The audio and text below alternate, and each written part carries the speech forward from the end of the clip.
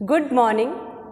स्वागत है आपका 11th क्लास राजनीति विज्ञान ऑनलाइन क्लासेज में। आज हम पाठ्य पुस्तक राजनीति सिद्धांत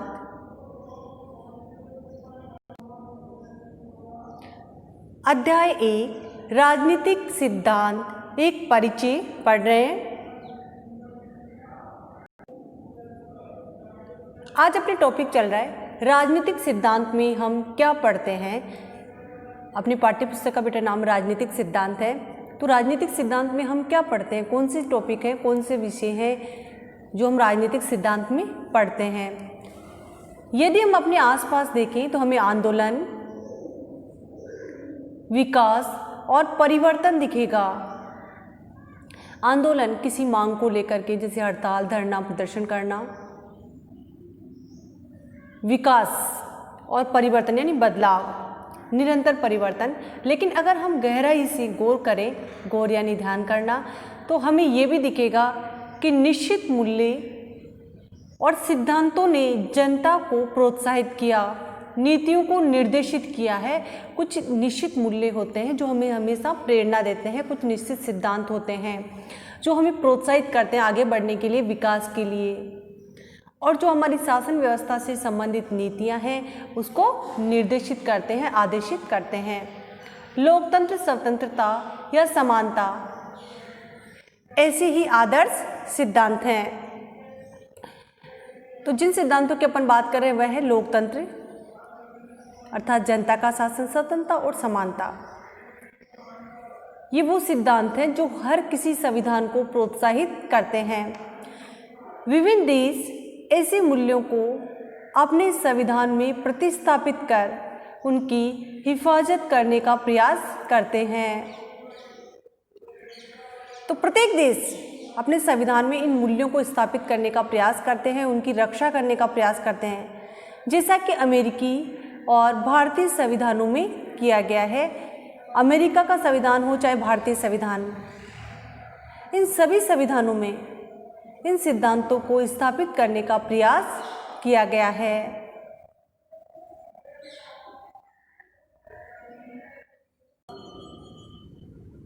हालांकि इन संवैधानिक दस्तावेजों की उत्पत्ति रातों रात नहीं हुई। उत्पत्ति यानी जन्म।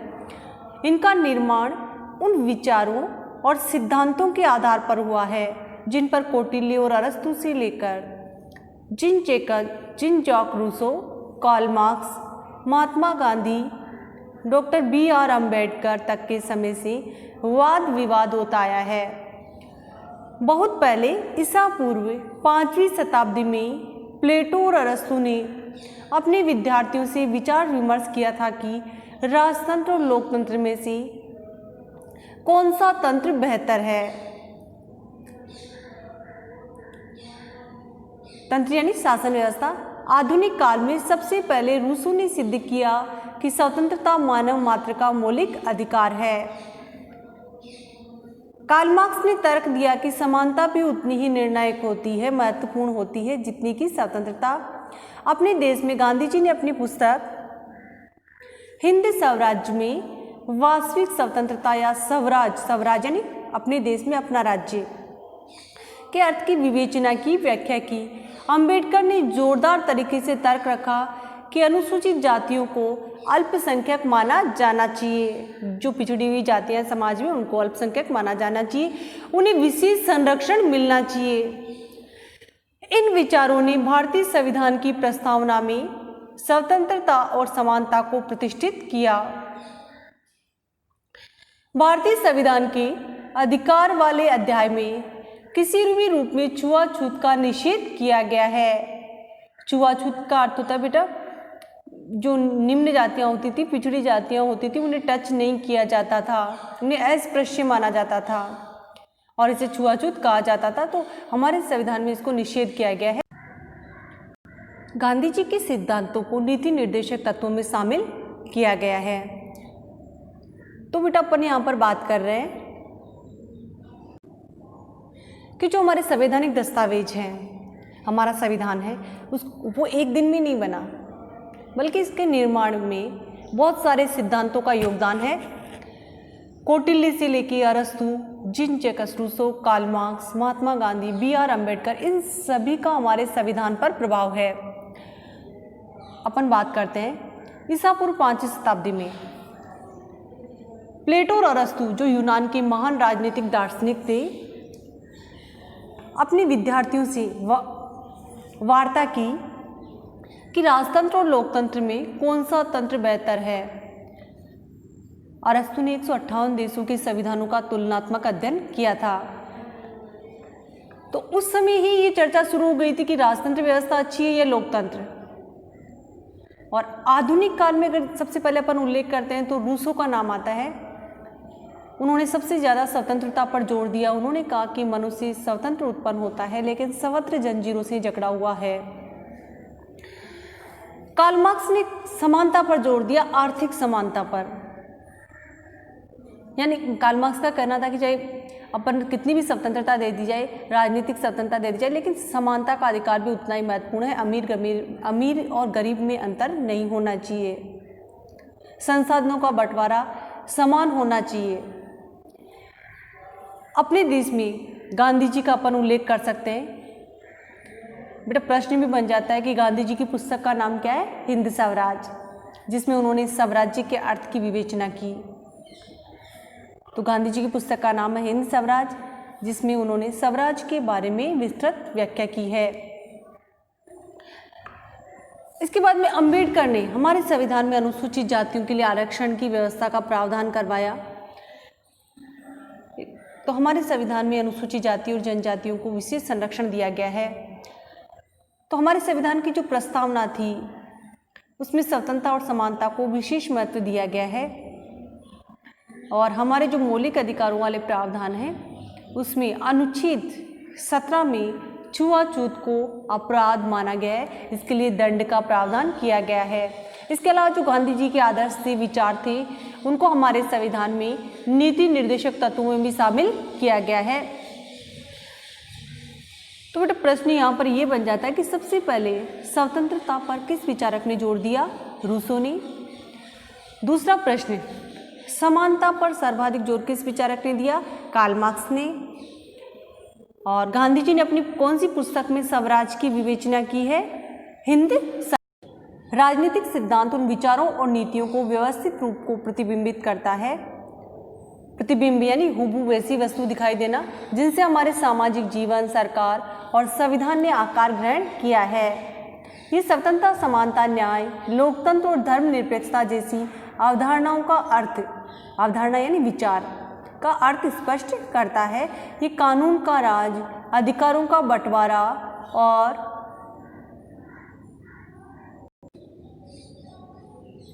न्याय पुनरावलोकन जैसी नीतियों की सार्थकता की जांच करता है। न्यायिक पुनरावलोकन का अर्थ अपन जानते हैं। हमारे संविधान में न्यायपालिका, कार्यपालिका और व्यवस्थापिका द्वारा बनाई गई नीतियों की जांच करती है कि वो वैध या अवैध, उसे अपन न्यायिक पुनरावलोकन कहते हैं। तो ये इस काम को विभिन्न विचारकों द्वारा इन अवधारणा यानी विचारधाराएं के बचाव में विकसित युक्तियाँ यानी तरीके की जांच पड़ताल के जरिए करता है। हालांकि रूसो, मार्क्स या गांधी जी राजनेता नहीं बन पाए, लेकिन उनके विचारों ने हर जगह पीढ़ी दर पीढ़ी यानी एक पीढ़ी से दूसरी पीढ़ी राजनेताओं को प्रभावित किया। साथ ही ऐसे बहुत से समकालीन विचारक हैं, वर्तमान के विचारक हैं, जो अपने समय में लोकतंत्र या स्वतंत्रता के बचाव के लिए उनसे प्रेरणा लेते हैं। विभिन्न तर्कों की जांच पड़ताल के अलावा राजनीतिक सिद्धांतकार हमारे ताज़ा राजनीतिक अनुभवों की छानबीन भी करते हैं और भावी रुझान का अर्थ भविष्य में जो संभावनाएं होगी उन संभावनाओं को चिन्हित करते हैं। क्या आप पहचान सकते हैं कि नीचे दिए प्रत्येक कथन स्थिति में कौन सा राजनीतिक सिद्धांत मूल्य प्रयोग में आया है? उससे पहले अपन बात करते हैं बेटा राजनीतिक सिद्धांत की।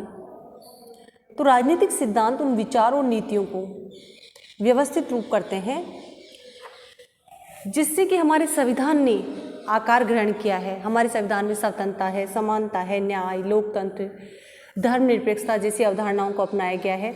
हमारे संविधान में कानून का शासन है, न्यायिक पुनरावलोकन है, तो ये राजनीतिक सिद्धांत इन नीतियों की सार्थकता की, व्यवहारिकता की जांच करते हैं कि क्या सही है, किस हद तक ये लागू किए गए हैं।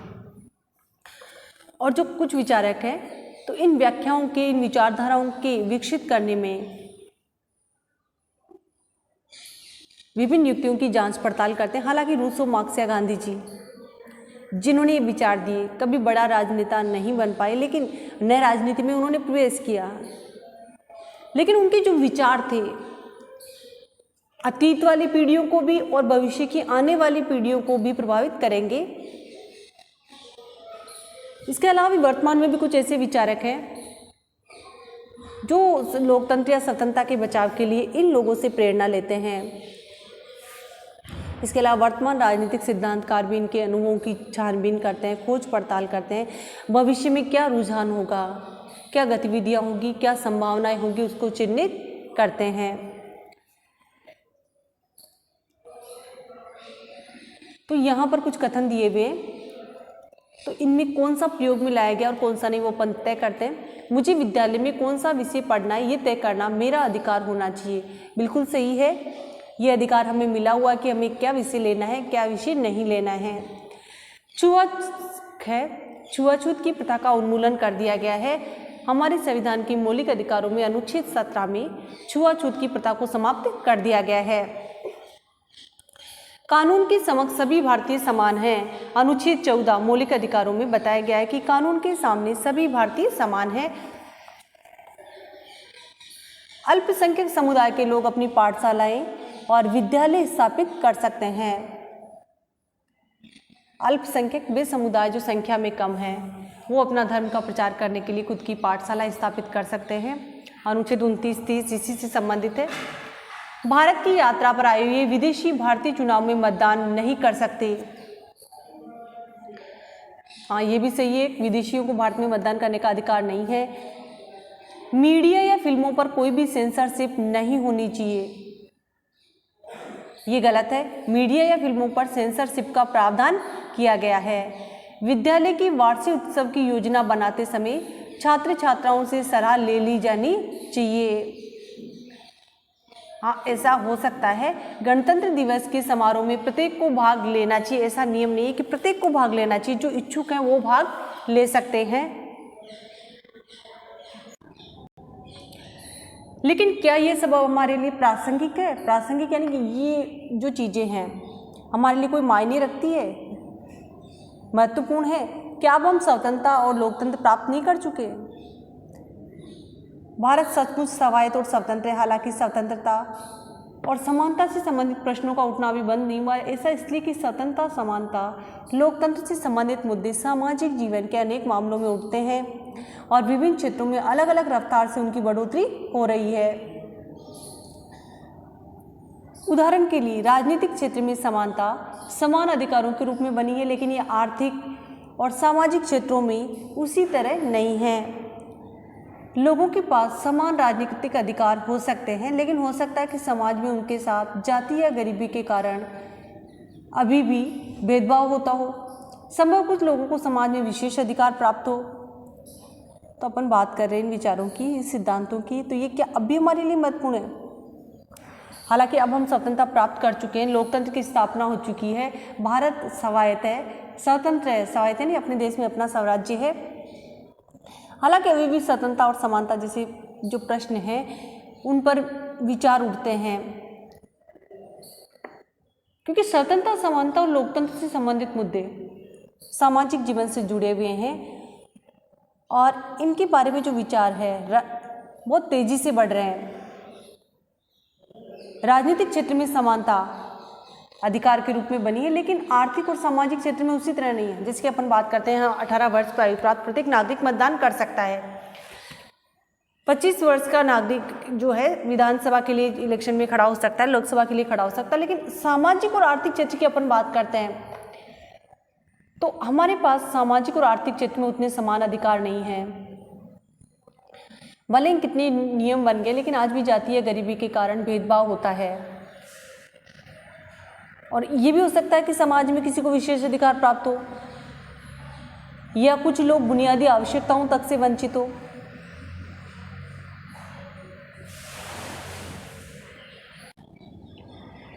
दूसरी बुनियादी आवश्यकताओं तक से वंचित यानी अधिकार नहीं मिल पाना। कुछ लोग अपना मनचाहा लक्ष्य पाने में सक्षम हैं, जबकि कई लोग भविष्य में अच्छा रोजगार पाने के लिए जरूरी स्कूली पढ़ाई में भी असक्षम है। उनके लिए स्वतंत्रता अभी भी दूर का सपना है। तो अपन बात करें कि कुछ लोगों को बहुत ज़्यादा विशेष अधिकार प्राप्त हो सकते हैं, दूसरे हो सकता है कि जो दैनिक जीवन की मूलभूत आवश्यकताएं वो भी उनके पास नहीं हो। कुछ लोग ऐसे हो सकते हैं जो इन्होंने सोच लिया उस लक्ष्य को प्राप्त करने के लायक हैं, सक्षम हैं, और कुछ ऐसा भी हो सकता है कि रोजगार प्राप्त करने के लिए जो जरूरी स्कूली पढ़ाई होती है वो भी नहीं कर पा रहे हो। दूसरे, हालांकि हमारे संविधान में स्वतंत्रता की गारंटी दी गई है, फिर भी हमें हरदम नई व्याख्याओं का सामना करना पड़ता है। ये एक तरह से खेल खेलने जैसा है। जैसे हम शतरंज या क्रिकेट खेलते हैं तो हम सीखते हैं कि उनके नियमों की व्याख्या कैसे करनी है। इस प्रक्रिया हम खेल के ही नए और व्यापक अर्थ खोज निकालते हैं। ठीक इसी प्रकार नई परिस्थितियों के मद्देनजर संविधान में दिए गए मौलिक अधिकारों की निरंतर पुनर्व्याख्या की जा रही है। पुनर्व्याख्या का अर्थ है कि एक बार फिर से उनको नए सिरे से समझाना, उनका स्पष्टीकरण करना। इसकी एक वानगी तो यही है कि आजीविका यानी रोजगार प्राप्त करने के अधिकार को जीवन के अधिकार में शामिल करने के लिए अदालतों द्वारा इसकी पुनर्व्याख्या की गई। सूचना के अधिकार की गारंटी एक नए कानून द्वारा की गई। समाज बार बार चुनौतियों का सामना करता है और इस क्रम में नई व्याख्याएं पैदा होती है, यानी समय के साथ जो नए विवाद सामने आते हैं तो संविधान में नई व्याख्याएं उत्पन्न होती है। समय के साथ साथ संविधान में दिए गए मौलिक अधिकारों में संशोधन भी हुए हैं और इनका विस्तार भी। यद्यपि न्यायिक व्याख्याएं और सरकारी नीतियां नई समस्याओं का सामना करने के लिए बनाई गई है। तो अपन बात करें कि हमारे संविधान स्वतंत्रता की गारंटी देता है। अनुच्छेद 19 से लेकर के 22 तक स्वतंत्रता का अधिकार का वर्णन किया गया है, लेकिन फिर भी कई नई चीज़ें हमारे सामने आती है। एक गेम नहीं हो जाता जैसे कि हम शतरंज या क्रिकेट खेलते हैं और उसमें कई नए नियम सामने आ जाते हैं, तो खेल के व्यापक यानी विस्तृत अर्थ सामने आते हैं। ठीक इसी प्रकार जो परिस्थितियां होती हैं, परिस्थितियों के कारण न्यायपालिका के द्वारा मौलिक अधिकारों को फिर से व्याख्या की जाती है, नए सिरे से परिभाषित किया जाता है। जैसे एग्जाम्पल के तौर पे बता सकते हैं, जीवन की रक्षा का अधिकार बेटा अनुच्छेद 21 में है। तो इसमें पहले आजीविका का अधिकार नहीं था, काम करने का अधिकार नहीं था, लेकिन बाद में इसको जोड़ दिया गया। सूचना का अधिकार भी पहले हमें प्राप्त नहीं था, तो सूचना का अधिकार भी कानूनी अधिकार बन गया। तो इससे समाज में कई बार चुनौतियां आती है और संविधान की नई व्याख्याएं सामने आती है।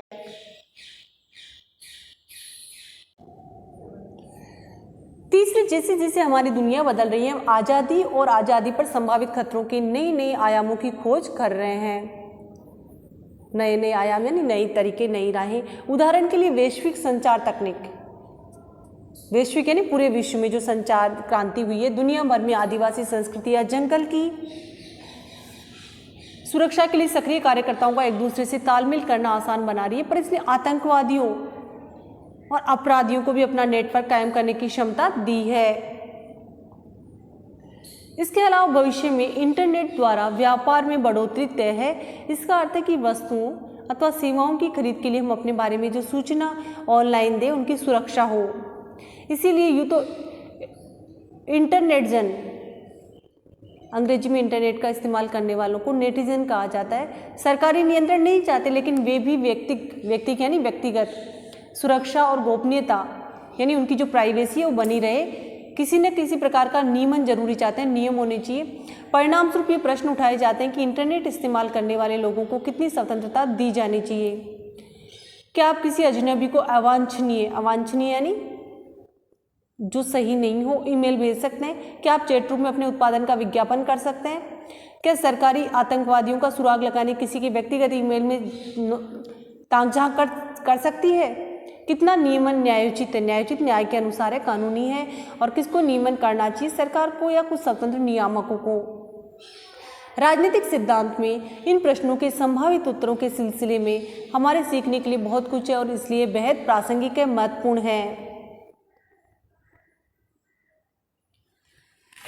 तो अपन बेटा राजनीतिक सिद्धांत की बात कर रहे हैं, इसकी प्रासंगिकता की बात कर रहे हैं। तो इसमें प्रासंगिकता में तीसरा ये आ गया कि जैसे जैसे दुनिया चेंज हो रही है, संचार क्रांति हो रही है, पूरे विश्व में संचार क्रांति हो चुकी है, लोग एक दूसरे के करीब आ चुके हैं, पुलिस और जो संस्कृतियां हैं एक दूसरे के तालमेल बिठाने के लिए इनको काम में ले रही है। लेकिन कई नेगेटिव तरीके भी इससे हैं, जैसे कि आतंकवादी और अपराधी, वो भी इन सुविधाओं की वजह से अपना नेटवर्क बढ़ा रहे हैं, अपने को मजबूत कर रहे हैं। इसके अलावा इसका फायदा ये भी कि अब वर्तमान में इंटरनेट के द्वारा व्यापार भी बढ़ा है, वस्तुओं और सेवाओं की हम ऑनलाइन सूचना ले सकते हैं, उनकी खरीद कर सकते हैं, लेकिन साथ ही ये भी चाहते हैं कि उनकी सुरक्षा हो।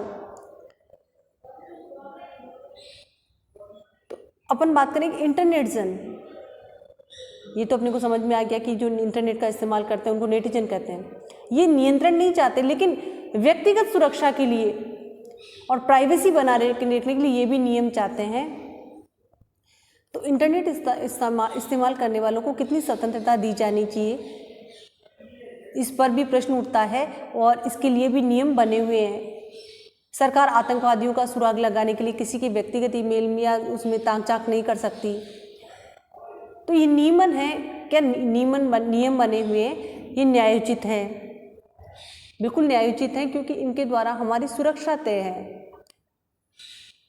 तो राजनीतिक सिद्धांत में ये जो प्रश्न है, तो इनमें हमारे लिए सीखने के लिए बहुत कुछ है, और ये जो जितने भी सिद्धांत हैं बहुत महत्वपूर्ण है, प्रासंगिक है, इनकी उपयोगिता है, प्रासंगिकता यानी इनकी उपादेयता। तो राजनीति के सिद्धांत बेहद प्रासंगिक और उपादेय हैं।